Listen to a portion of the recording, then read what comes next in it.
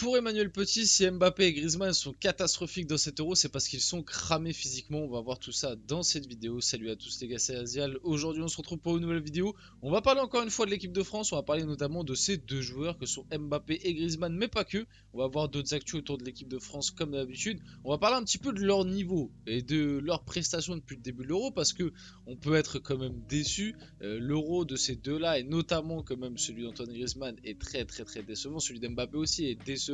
Mais encore plus par rapport à Griezmann parce que on s'attendait peut-être pas à un Euro raté là où Mbappé, il y avait quand même ce petit truc de se dire vu la saison et notamment la fin de saison qu'il a fait du côté du PSG, il pouvait rater son Euro, surtout vu le premier match avec son nez cassé, même si avec son masque, surtout, enfin même si pardon, ça n'excuse pas tout, hein, il faut un petit peu qu'il se remette en question et arrêter de tout le temps lui trouver des excuses et justement c'est ce dont on va parler dans cette vidéo parce que pour Emmanuel Petit, encore une fois, bah, entre guillemets, il leur trouve des excuses et il dit ils sont cramés. Donc on va voir tout ça dans cette vidéo. Salut à tous. Enfin, avant que la vidéo commence, pardon, décidément, on galère un peu au début de vidéo. Avant que la vidéo commence, n'hésitez pas à la liker, à commenter, à partager et à vous abonner. Ça fait toujours plaisir et ça aide pour le développement de la chaîne. Et nous, on va pouvoir y aller dès maintenant et encore une fois, aller dans un sacré débat. On va pas se mentir, encore une fois, un débat un peu bourbier. Parce que oui, Emmanuel Petit sur Griezmann et Mbappé. Griezmann est cramé physiquement. Il n'est pas inspiré du tout, il n'a plus cette vision. Mbappé, c'est pareil, il vendange énormément. Maintenant, les adversaires connaissent bien son jeu.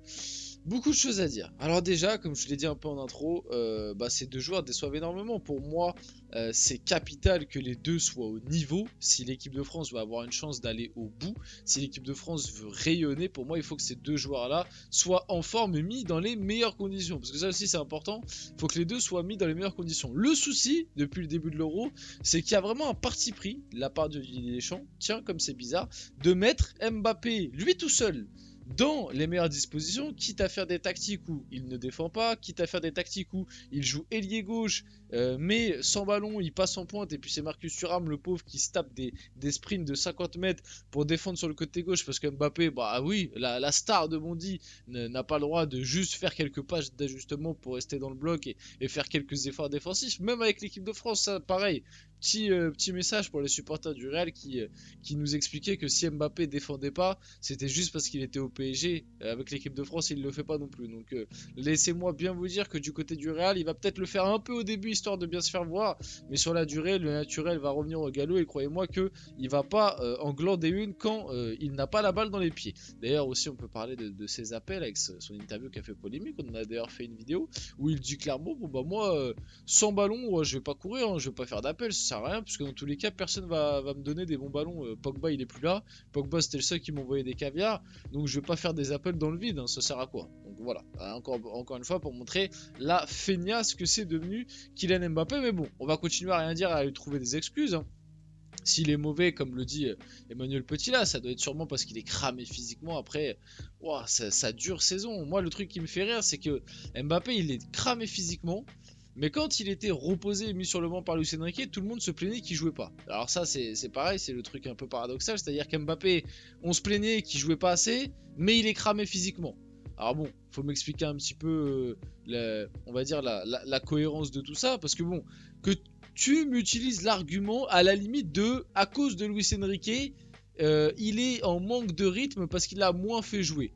Allez, encore, même si bon, c'est des conneries, parce que Mbappé a quand même énormément joué sous Luis Enrique, faut pas abuser non plus, c'est pas parce que tu joues un match sur 4 que t'es sur le banc, que d'un coup tu deviens une brindille physique, hein. C'est pas ça du tout, hein, parce que sinon, les équipes, enfin les joueurs de Manchester City, etc., seraient tous des quiches physiques, tellement il y a de rotation. Mais bref, donc, pour en revenir à ce que je disais, donc là on nous dit Mbappé il est cramé physiquement, mais toute la deuxième partie de saison, on n'a pas arrêté de nous dire qu'il fallait qu'il soit titulaire tous les matchs et que Luis Enrique c'était un tocard. Truc assez paradoxal, encore une fois, on lui cherche des excuses, hein, et lui aussi est fort pour le faire, comme l'excuse du masque, comme l'a dit très récemment Oui, et comme l'a dit très récemment Guy Stéphane, oui, mais Mbappé, je pense que s'il est pas bon, c'est parce que si on a sous-estimé le choc qu'il a reçu au nez, le port de son masque pendant les matchs, on a aussi sous-estimé sa saison compliquée du côté du Paris Saint-Germain. Donc voilà, en gros, il peut être mauvais, il peut faire un caca sur la pelouse, c'est pas grave. Mbappé, tu es l'homme que tu penses être, parce que dans tous les cas, tu seras protégé, surprotégé. Et moi, je le dis, oui, tout ça, ça a un impact. Oui, sa saison du côté du PSG, ça peut expliquer certaines méformes. Oui, le masque et le choc qu'il a reçu au nez, ça peut expliquer certaines méformes. En fait, c'est pas ça qui me dérange. C'est pas qu'on vienne expliquer que ça joue. Le truc qui me dérange, c'est qu'à chaque fois qu'on veut émettre une critique sur Mbappé ou même qu'on le remet en question, à chaque fois on nous sort un taquet d'excuses avant que lui, on lui dise bon mon petit pote, faut peut-être te remettre en question parce que moi c'est pareil, je vais ressortir les facts. Cette année au PSG, Mbappé n'a pas été sérieux et moi je trouve que on met pas assez ça en avant alors que par contre pour mettre en avant son côté professionnel, c'est un acharné de travail, on les a entendus plusieurs fois ces choses-là sur Mbappé, que c'était un mec qui voulait battre tous les records, que c'était un professionnel, un acharné de travail, un amoureux du football, un mordu qui rechignait pas sur les efforts, qu'il était dans la même veine que Cristiano Ronaldo et qui bossait à l'entraînement comme un fou. Les gars, les échos que j'ai entendus et que la plupart des gens ont mais veulent pas le dire, j'ai l'impression, c'est que cette année Mbappé à l'entraînement c'était le minimum syndical, c'était limite s'il s'entraînait pas les mains dans les poches, il en avait pas grand chose à foutre. Et puis l'extra sportif cette année d'Mbappé, je peux vous dire qu'il y a certains clubs parisiens, et je parle pas de clubs de foot, qui l'ont vu très très souvent cette année Mbappé, par rapport aux autres années où il sortait beaucoup moins. Bizarrement. Donc bon, au bout d'un moment, qu'on vienne pas m'expliquer son manque de forme, c'est uniquement parce que Luis Enrique l'a mis sur le banc face à Le Havre. Non, non, non, il n'y a pas que ça. Il y a aussi l'extra sportif qui a beaucoup joué sur le fait qu'Mbappé, bizarrement, il soit pas aussi en jambes que d'habitude. Hein, il n'y a pas que la tête, il y a le physique aussi qui est pas là. Et même lui l'a dit d'ailleurs, je suis pas au meilleur de ma forme physiquement, il avait dit un truc comme ça dans sa conférence de presse, je suis pas au mieux physiquement mais au Real Madrid je vais me retaper. Il avait dit un truc comme ça et pour moi ça montre bien que ça veut dire que cette année en gros il n'était pas prêt physiquement au PSG, qu'il a fait toute la saison sans être prêt physiquement. Donc encore une fois, ça montre bien l'implication du mec, soi-disant le héros de Bondy qui allait nous emmener qui allait nous emmener au Graal de gagner avec des champions. Oui, oui, ça doit être ça. Mais bon, on doit rien dire parce que comme il a mis 44 buts cette année, on doit rien dire. On doit rien dire, on doit rien dire parce qu'il a mis 40 buts. Il y a 15 pénaltys dans le lot, mais on doit rien dire. Et il y en a 5 contre Revel, mais on doit rien dire. Il y en a 5 contre Gibraltar aussi, mais on doit rien dire. Et bon, là, vous avez compris, je suis dans la caricature, j'extrapole un peu. Je vais retourner un peu en mode un peu plus sérieuse. Mais ouais, bon, la culture de l'excuse autour d'Mbappé, ça m'énerve toujours. Et pour Griezmann, pour moi, c'est pareil, le truc de cramer physiquement, je l'accepte pas. Griezmann est juste mauvais, mais aussi le truc qui ne joue pas en sa faveur, par contre, pour Griezmann. Mais tu vois, là, on le dit. En fait, Griezmann, je peux expliquer aussi ce qui fait qu'il est pas bon, parce que Griezmann, je trouve que par contre, lui, dans les médias en ce moment, bah, il se fait taper dessus. Il est catastrophique, ça parle même de le mettre sur le banc. Alors que si Mbappé ferait exactement les mêmes prestations que Griezmann, personne parlerait de le mettre sur le banc. Deux poids, deux mesures. Donc Griezmann, il est mauvais. Et tu vois, faut le dire, faut qu'il se remette en question lui de son côté, il est mauvais. Maintenant, moi, Griezmann, je vous le dis, je reste sur ma ligne de conduite.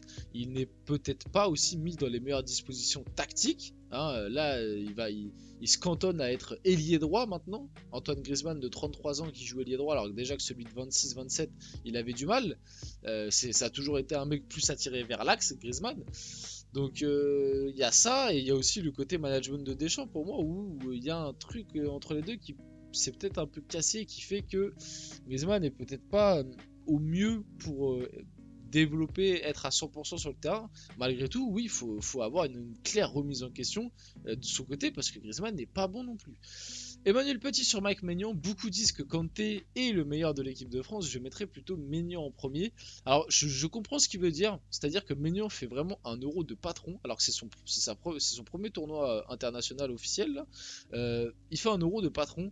Maintenant de là à le mettre premier, et on n'en parle pas assez, donc c'est bien d'en parler. Maintenant de là à le mettre joueur le plus important depuis le début de l'euro de l'équipe de France, je le mettrai pas non plus parce que l'équipe de France a quand même été solide défensivement globalement, et il a été mis à contribution, mais pas non plus une grosse contribution. On l'a vu à tous les matchs faire des arrêts de dingue. On l'a vu serein, faire les arrêts qu'il fallait, mais voilà quoi, c'est pas Mamadardashvili avec la Géorgie quoi. Donc je mettrais plutôt, tu vois, Saliba, Koundé, Kanté, tu vois, même si Kanté est un match un peu compliqué, mais ce type de joueur là un petit peu devant lui dans la balance, dans les meilleurs joueurs dans cet euro. D'ailleurs, est-ce que vous validez le milieu de terrain Kanté, Tchouaméni, Camavinga du coup pour le match face au Portugal? Aussi ces petites infos. Bah, c'est un milieu de terrain qui va récupérer des ballons, qui va être solide encore une fois défensivement. De toute façon, j'ai l'impression que je dis tout le temps ça avec Deschamps, mais c'est un milieu de terrain, oui, qui va être solide. Maintenant, c'est un milieu de terrain qui, je trouve, manque quand même un petit peu de créativité. Et déjà que le jeu offensif de l'équipe de France en manque. Enfin, le jeu offensif de l'équipe de France est assez décousu. Avec ce milieu de terrain là, tu te rajoutes pas de la créativité quoi. Même si c'est des mecs qui sont capables de faire des bonnes passes. Attention, je suis pas en train d'aller dans le sens d'Mbappé qui dit que personne n'est capable de lui envoyer des ballons, mais tu vois, t'as pas ce petit 8-10 quoi qui pourrait te faire quelques diffs. On finit la vidéo là-dessus. J'espère que cette vidéo vous a plu. Si c'est le cas, n'hésitez pas à la liker, commenter, partager et vous abonner. Les gars, c'était Azial. On se retrouve très rapidement pour une prochaine vidéo.